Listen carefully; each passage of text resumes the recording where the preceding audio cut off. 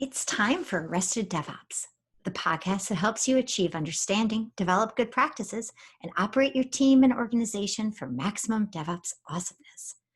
I'm Bridget Cromhout. We have a great show for you today, all about tea, anarchy, ranting about the intersection of computers and security. But first, a word from our sponsors. So, joining us today, two awesome guests. First, welcome to Ian Coldwater. Ian, what should our listeners know about you, honking, containers, etc.? Hi, my name is Ian. I am not actually a goose. I live in Minneapolis, Minnesota, as does our lovely host, Bridget. And I specialize in hacking and hardening containers, Kubernetes, and cloud native infrastructure. You're going to have to tell us exactly what cloud native is. Okay. But we are lucky enough to have two guests today. Our other guest is Alice Goldfuss. Alice, what should listeners know about your perspective, whether it be the most delicious tea or anything about how terrible computers are? Oh, I like to combine tea and computers by spilling one onto the other. Hi, my name is Alice Goldfuss. I have a background in site reliability engineering, systems programming, software engineering, network engineering, and ship posting on Twitter. And I'm located in Portland, Oregon. So great to be back. Fantastic. Okay, so we're calling this episode Tea and Anarchy. And we are talking about containers, whether they be those that hold tea or other tea or bits. And you've both given talks about and have a lot of depth in container security. So my first question, and I guess I'll first throw it to Ian, is what should our listeners focus on if they're trying to improve their security posture, especially around containers? Okay. An important thing to understand about container security is that container security has to be thought of holistically, because containers share resources with each other and with the hosts that they run on. So really your containers are as secure as your stack is, as your silicone, as your operating system, as your kernel, as what's running on your containers. So you don't just want to look at one part of that individually. You want to make sure that you're using defense in depth to make sure that all of the parts of that system are as secure as you can make them. Yeah, I know that Alice looks at the entire stack and operating system, et cetera, kernel, all of that. And Alice, what should we be afraid of specifically or in general? Specifically to containers, I have never had the pleasure of working on a container team where we had a specific person dealing with security. So I think that's true for most places. Security is always an unfortunate afterthought. It's a checkbox you want right before you're about to ship. And I've talked to people who are saying, like they switch to containers because they want security. That is usually the conversation I'm having with people where they're like, oh yeah, well, we need to separate things, or we want customers to run arbitrary code on our servers, so we'll put them in containers and then they'll be contained. And they specifically choose containers for a security reason. But then I also, when I talk to security people, they go, well, the containers aren't, if the box itself is insecure, the containers will also be insecure, possibly even more so because you got more ports open and more ways of ingress. So I think we should be scared of false prophets and marketing supplies and people watching Docker 101 talks and then coming back and putting their VP suit back on and going, you know what, we need containers. They contain things like mayonnaise, and that is all we need to prevent rot. So that would be my general approach. If you are choosing containers for security, you need an expert like Ian on your side, and you need to listen to them. You don't just have to consult them and then throw everything they say out the window. You have to actually implement what they're telling you to do. This is a very important point. Well, and when we're talking about expertise, I have heard that people can look it up because your name is on it or there's honking or something. You want to kind of fill us in on what's going on with all these CVEs. first of all, what's a CVE? Because I will tell you, legit, I had to Google exactly what the acronym stood for again, like this year, because I kept forgetting. So what is a CVE, and why should we be terribly afraid of the ones you recently had something to do with? CVE stands for Common Vulnerability Exposure, and basically what it is it is a taxonomy where if somebody finds a vulnerability, then they submit it to the CVE numbering authority, and then this is a extremely coloring with crayons way to explain this, and then it gets assigned a number, and then that vulnerability is then CVE 2020, for example, 15157. And then you can look up the number, and that is then connected to that vulnerability in this large database of numbers. The problem with these numbers is that they are often not terribly human readable or memorable, which is why people tend to give their vulnerabilities names for maximum memorability. Different people have different feelings about this. I recently got my first credited CVE, which was in fact CVE 2020-15157, which was a group effort with my hacker crew SIGHonk. It was a credential leak vulnerability in container D1.2.x, and it was a fun bug to find and get to go through the process with. Once upon a time, I told somebody to look up CVE 2019-11253, and that was a billion last attack CVE on Kubernetes that some friends published exploit POC for that sent honks and in fact honked Kubernetes to death. Oh, all right. So Alice, say you're advising someone as to what to do when they see that Ian has done some honking and they've published a CVE and it's all terrifying. What should someone do when there's a CVE? So when you find a CVE, and hopefully you have a company with at least one dedicated security person who is paying attention to these things, because otherwise you find out about them on Twitter, which is where I find out about them. And you go, oh, there's a vulnerability in a specific version of some application like Kubernetes or Containerd. And you go, are we running that version? And then you have to find out. And sometimes that is difficult because sometimes you don't have a one-stop shop, like an inventory of all of the software versions you're running across your fleet. So if you don't have that, step number one is getting that. But hopefully you have one place where you can look. And if you are running that version, you need to come up with a mitigation plan. And that comes into play with noting the severity of the CVE. What is the likelihood of that CVE happening on your fleet? Like, for example, is it just everywhere? Is it just like a full grenade? If you start the service, is it instantly vulnerable, or does someone have to do cartwheels on top of a server rack to make it possible? Is this like an Ocean's 11 CVE? And also, how vulnerable are you? How much of your infrastructure is affected? If you just have like 2 old hosts that are running this version, then that is a very easy fix. But if it's the main stable version you're running, that's another story. And you use these things to calculate the possible severity and then how long it would take to mitigate, and you put like a timer on it. Like, this needs to be mitigated within the next 24 hours, the next week, the next month, whatever. And then it is usually up to some sort of operations, infrastructure, SRE team, whatever you want to call them, kitchen sink DevOps, to mitigate it by rolling out the patch. Because typically, once a CVE is announced, CVEs aren't announced, and Ian can correct me on this, unless a patch has already been in the works. I think it's supposed to be bad manners to just be like, lol, your shit's broken. We'll be coming for you now, without having a proposed fix in place. So typically, if a CVE is announced, you can expect a patch very shortly if one is not already posted, and then you need to come up with a plan for upgrading your stuff. But it can be gnarly.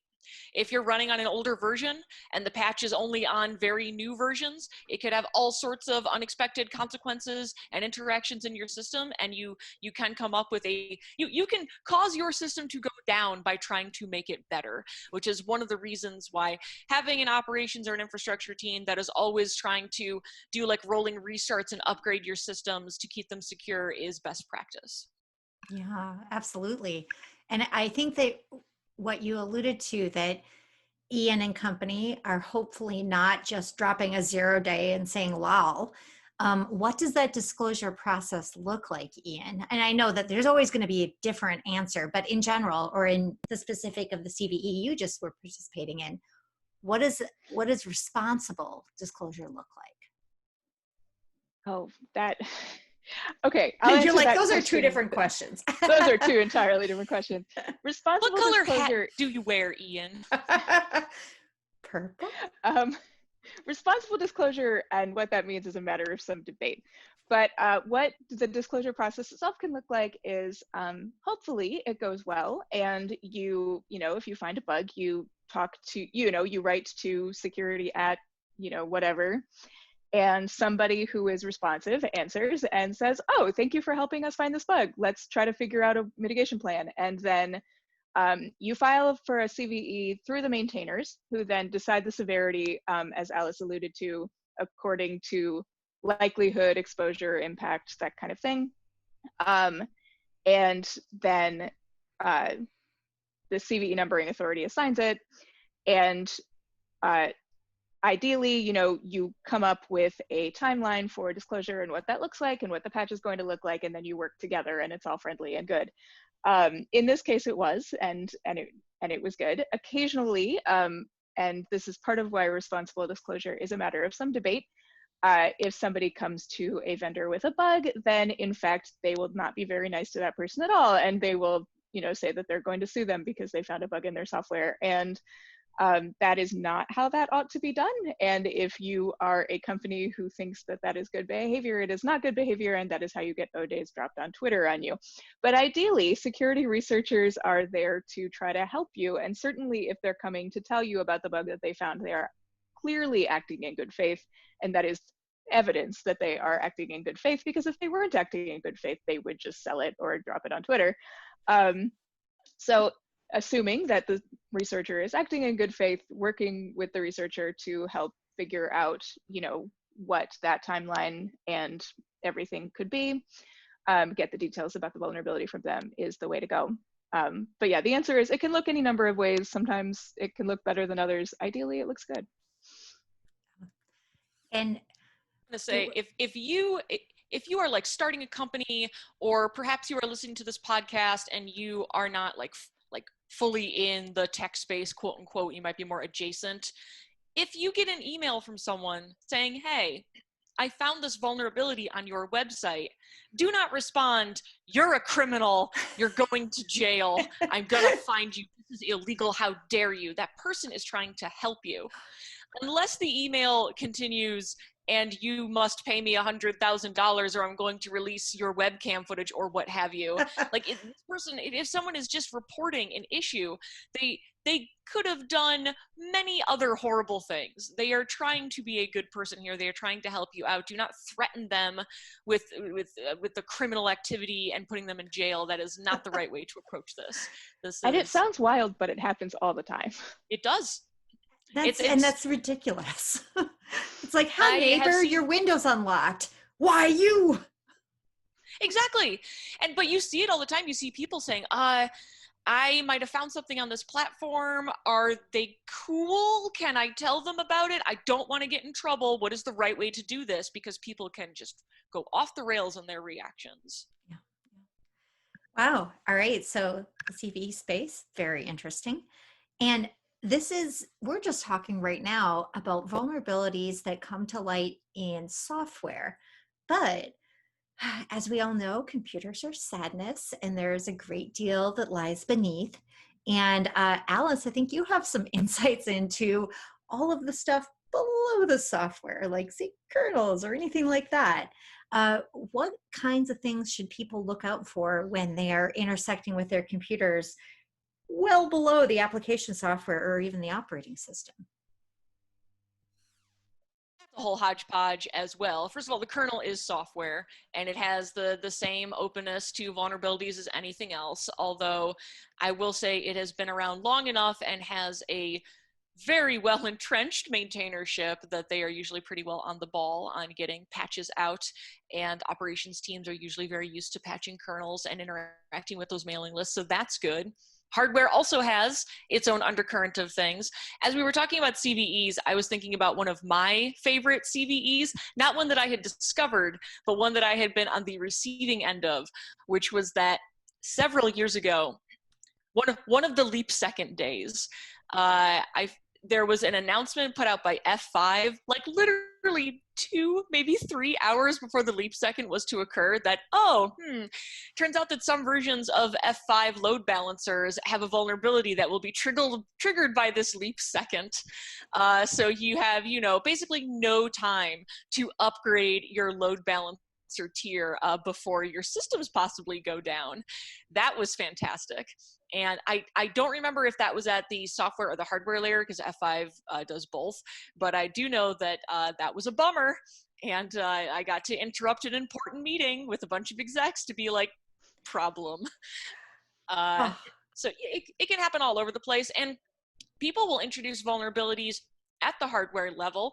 This is getting into sort of like, I don't know, advanced security, nation state activity, spyware stuff, but there's certainly the hotel maid move, the idea that you take your laptop to a hotel, to a foreign country or some sort of hostile environment, and the quote unquote hotel maid can come in while you're gone and put some sort of tracking device in your laptop.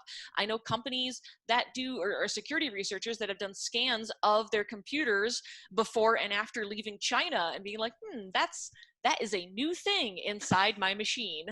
So, I mean, vulnerabilities can definitely be taken advantage of, and exploits can be introduced at the hardware levels in all sorts of ways. Scary stuff. So that actually, speaking of the possible nation state actors and, dramatic happenings in our world writ large, that makes me think, all right, we are here on the internets talking about computers.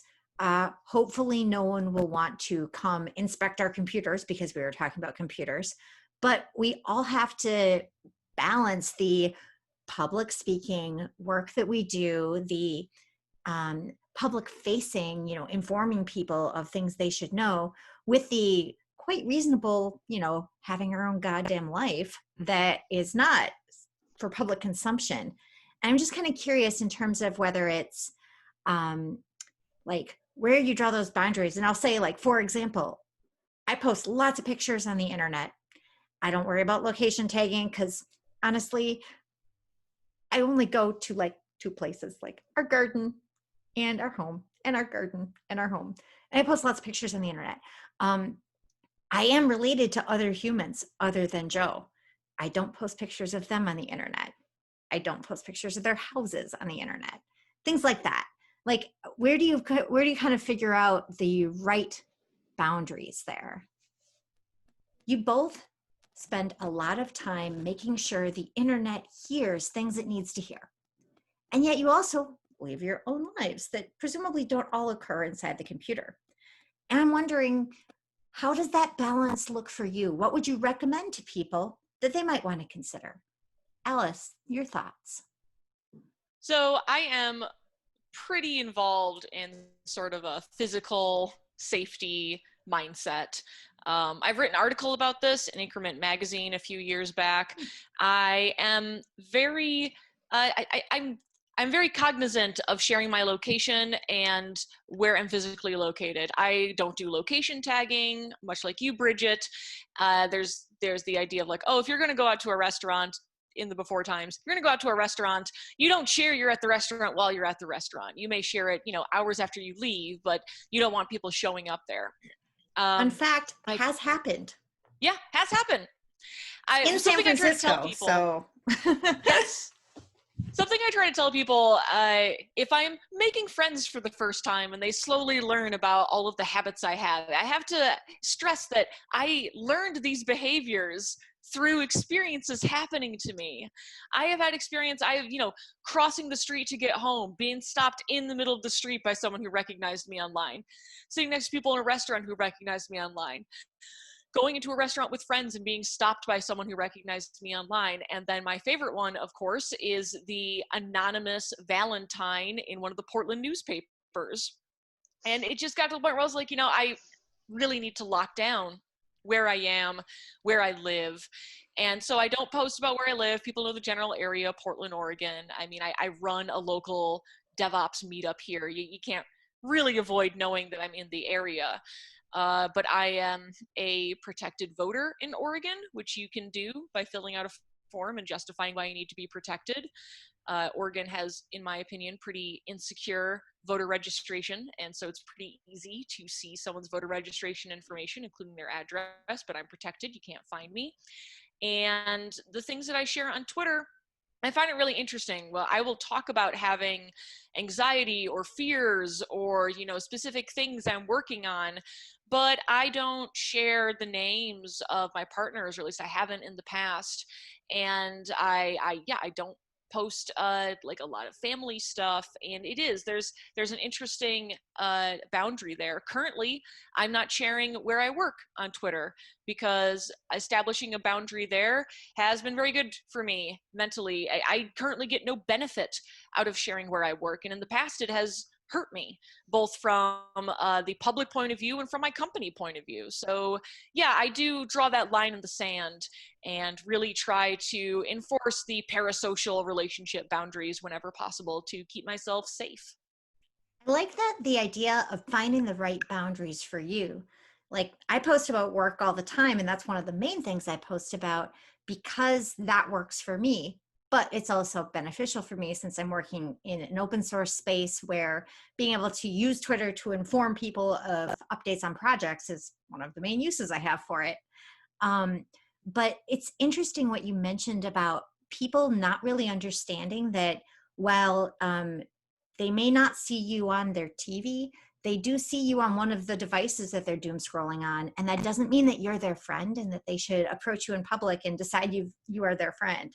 And that's kind of one of those rough things, is like back in the before times when there were events, people would come up to me and they would know me and I wouldn't know them. And I would still be nice to them, but like that assumption of familiarity is something that you always have to navigate, because it's like, of course I am friendly, but it does not mean that we are in fact BFF. Yeah, one of the boundaries I used to have and hopefully will have again is, approach me at events. That's why I'm there. I'm there to meet people. I am there in, event mode. But don't approach me at a restaurant. Don't approach me when I'm crossing the street or when I'm clearly out with my friends or something like that. That's different. Yeah. That did result in kind of an additional odd thing where sometimes on Twitter, people would just tag me and be like, saw Alice Goldfuss today, did not say hi, good job me. Like, oh, okay. Did I tell you about the time someone tweeted while I was on a plane that I was on their flight? And so I spent the whole flight being like, who is this person behind me? They're like, on a flight, saw Bridget come out. I'm like, why? And also, why didn't you just say something to me instead of just tweeting from my flight, so that I'm kind of like, what is happening?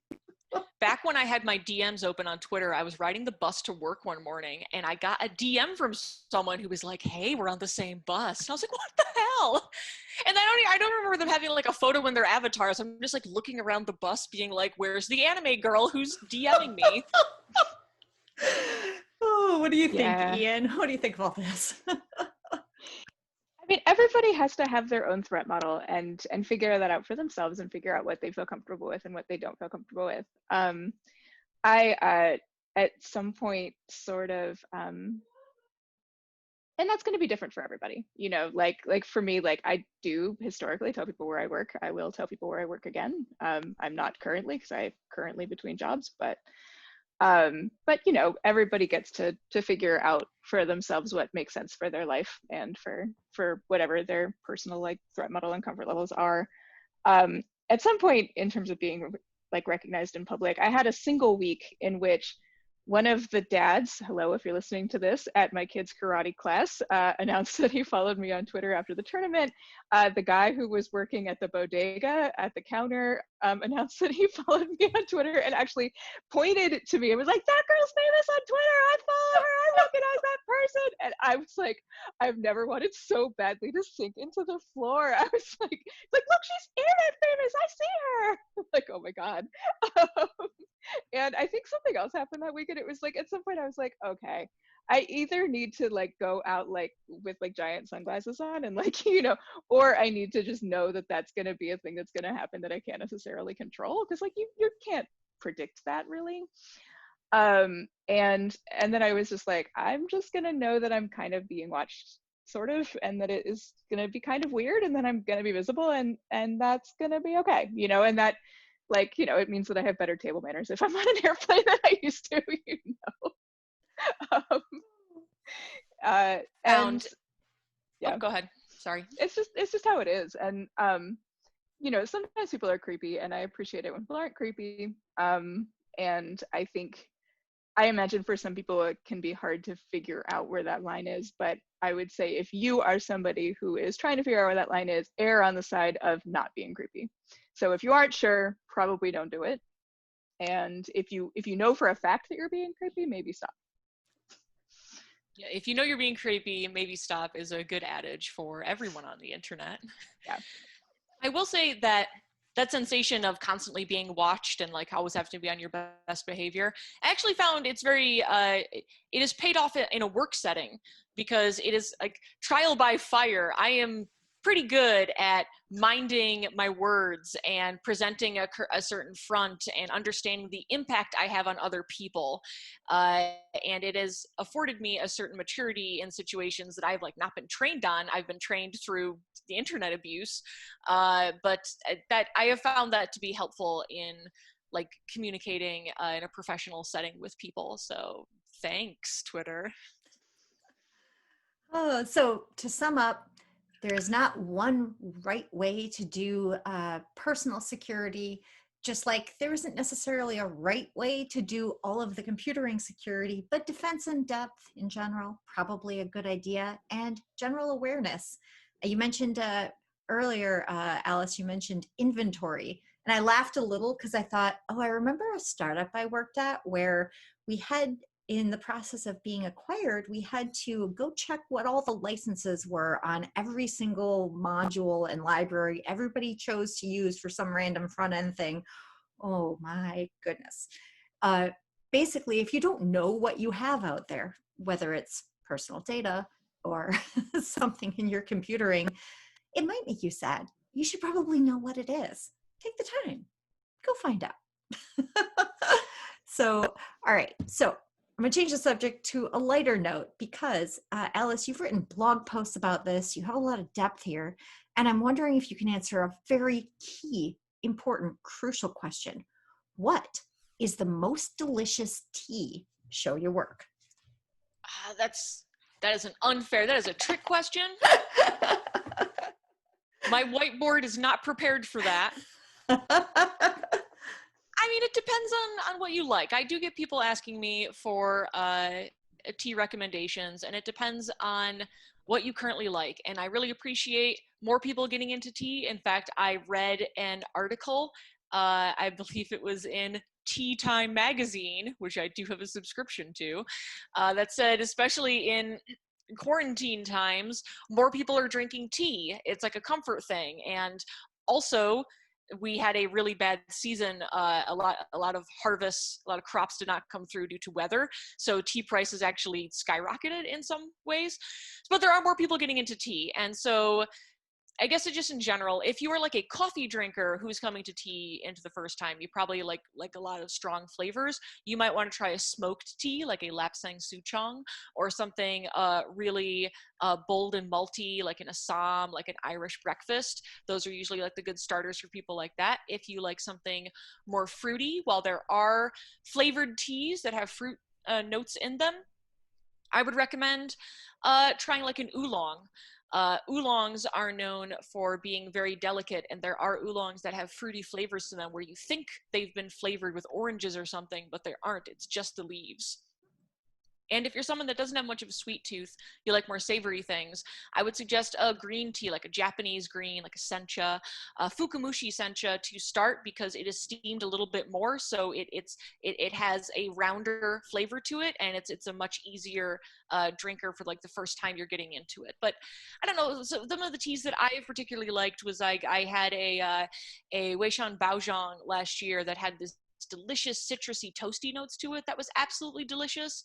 And I currently have a Dankong oolong, which literally like tastes and smells like some sort of fruity dessert, like currants. And that is a delicious tea to have as well. So like I am for all teas. It just depends on my mood.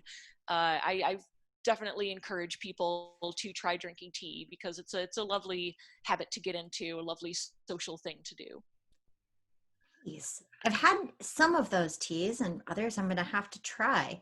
How about you, Ian? Have you tried some of these teas, or are you like tea, definitely iced? Tea is good. I'm not a big tea snob, but I have friends who are, and I appreciate it when I get to come over to their houses and they get to feed me good tea. Nice. Awesome. I am looking forward to the future in which we can hang out and enjoy more tea. Yeah, I missed those outings. So Ian, it occurred to me when I was prepping for this podcast that I can't even remember the Goose origin story. Like, did it come from that game or that shirt, or where exactly did this legend begin? The Goose thing came from a video game called Untitled Goose Game, which came out about a year ago. And totally independently, I got excited about that game because it was just fun to run around and honk at people and cause trouble. I thought that it was kind of a good allegory for being a hacker or being a pen tester, because the goose in this game sees a lot of sort of seemingly innocuous everyday objects and then chains them together in order to exploit them to achieve its own ends. And independently of this, a couple of folks involved in organizing the Kubernetes Contributor Summit last year at KubeCon went and created a whole CTF that was Goose themed. So I made my keynote about that. They made the CTF about that. It involved using GitOps to make a particular stuffed goose who was sitting somewhere in the Contributor Summit honk. And then we all figured out together that we were doing this independently, and then it became a thing. So now lots of Kubernetes people honk at each other, and that is a thing that we do, because that is the noise that the goose in the game makes. I love it.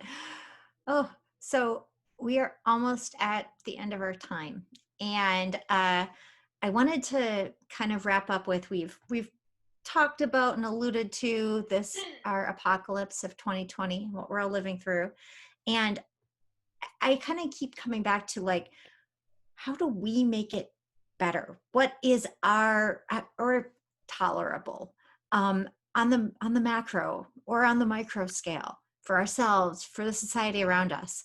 I would say, I'll start and say, I am trying very hard to elevate the voices of people who aren't me, so that people who started paying attention to me for computers, lol, can hear a little bit more about social justice, or they can unfollow. I don't care. But while I have a modicum of their attention, I'm going to use it to broadcast more messages other than you should probably have some container security. Because guess what? I care about more than just having some container security. So that's kind of what I'm trying to do. It's a very small thing, but it's what I'm trying to do in this space. Alice, what's your thinking about these times and the measures? So I do think it comes to who you can impact, what your bandwidth for impaction is, and the different stages you can do it, because you can't sit down and have like heart-to-hearts with every single one of your many thousands of followers. There's different messages for different levels. Something that I did this year was kind of by force, I had to change the format of the meetup I run, PDX DevOps.